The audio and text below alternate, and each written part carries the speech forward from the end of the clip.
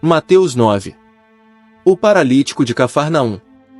E, entrando no barco, passou para outra margem, e chegou à sua cidade. E eis que lhe trouxeram um paralítico deitado numa cama. E Jesus, vendo a fé deles, disse ao paralítico: Filho, tem bom ânimo, perdoados te são os teus pecados. E eis que alguns dos escribas diziam entre si: Ele blasfema. Mas Jesus, conhecendo os seus pensamentos, disse: Por que pensais mal em vosso coração? Pois o que é mais fácil? Dizer ao paralítico: Perdoados te são os teus pecados, ou, levanta-te e anda? Ora, para que saibais que o Filho do Homem tem na terra autoridade para perdoar pecados, disse então ao paralítico: Levanta-te, toma a tua cama e vai para a tua casa. E, levantando-se, foi para sua casa. E a multidão, vendo isso, maravilhou-se e glorificou a Deus, que dera tal poder aos homens. A vocação de Mateus. E Jesus, passando adiante dali, viu assentado na alfândega um homem chamado Mateus e disse-lhe: Segue-me. E ele, levantando-se, o seguiu. E aconteceu que, estando ele em casa sentado à mesa, chegaram muitos publicanos e pecadores e sentaram-se juntamente com Jesus e seus discípulos. E os fariseus, vendo isso, disseram aos seus discípulos: Por que come o vosso mestre com os publicanos e pecadores? Jesus, porém, ouvindo, disse-lhes: Não necessitam de médicos sãos, mas sim, os doentes.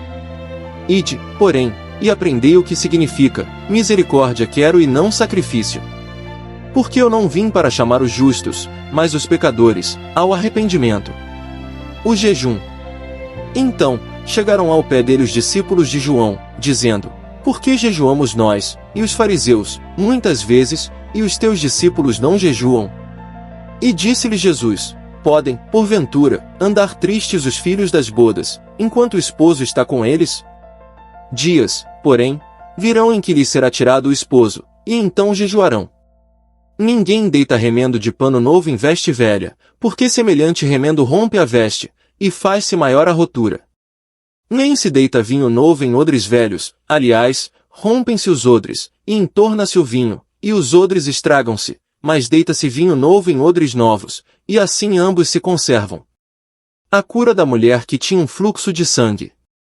Dizendo-lhes ele essas coisas, eis que chegou um chefe e o adorou, dizendo: Minha filha faleceu agora mesmo, mas vem, impõe-lhe a tua mão, e ela viverá. E Jesus, levantando-se, seguiu, e os seus discípulos também. E eis que uma mulher que havia já 12 anos padecia de um fluxo de sangue, chegando por detrás dele, tocou a orla da sua veste. Porque dizia consigo: Se eu tão somente tocar a sua veste, ficarei sã. E Jesus, voltando-se e vendo-a, disse: Tem ânimo, filha, a tua fé te salvou.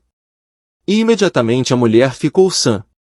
E Jesus, chegando à casa daquele chefe, e vendo os instrumentistas e o povo em alvoroço, disse-lhes: Retirai-vos, que a menina não está morta, mas dorme. E riram-se dele. E, logo que o povo foi posto fora, entrou Jesus e pegou-lhe na mão, e a menina levantou-se. E espalhou-se aquela notícia por todo aquele país. A cura de 2 cegos e um mudo. E, partindo Jesus dali, seguiram-no 2 cegos, clamando e dizendo: Tem compaixão de nós, filho de Davi. E, quando chegou à casa, os cegos se aproximaram dele, e Jesus disse-lhes: Credes vós que eu possa fazer isto? Disseram-lhe eles: Sim, Senhor. Tocou, então, os olhos deles, dizendo: Seja-vos feito segundo a vossa fé. E os olhos se lhes abriram. E Jesus ameaçou-os, dizendo: Olhai que ninguém o saiba. Mas, tendo eles saído, divulgaram a sua fama por toda aquela terra. E, havendo-se eles retirado, trouxeram-lhe um homem mudo e endemoninhado. E, expulso o demônio, falou o mudo, e a multidão se maravilhou, dizendo: Nunca tal se viu em Israel. Mas os fariseus diziam: Ele expulsa os demônios pelo príncipe dos demônios. A seara e os ceifeiros. E percorria Jesus todas as cidades e aldeias, ensinando nas sinagogas deles, e pregando o evangelho do reino, e curando todas as enfermidades e moléstias entre o povo.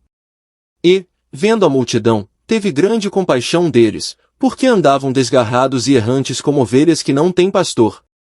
Então, disse aos seus discípulos: a seara é realmente grande, mas poucos são os ceifeiros. Rogai, pois, ao Senhor da seara que mande ceifeiros para a sua seara.